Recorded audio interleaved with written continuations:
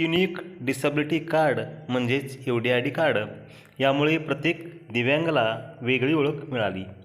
भारत सरकारचा हा उपक्रम आहे. दिव्यांग व्यक्तींच्या सक्षमीकरणाच्या दिशेने एक महत्त्वाचे पाऊल. हे केवळ पारदर्शकता आणि कार्यक्षमता सुनिश्चित करत नाही, तर दिव्यांगासाठी लाभ मिळवण्याची प्रक्रिया देखील करते. सवलतीच्या कर्ज, मोफत शिक्षण, ॲक्सेसरीज आणि शिष्यवृत्तीपासून ते GST सवलती आणि राज्य विशिष्ट योजना, UDID कार्ड अनेक शक्यतांचे दारे उघडते.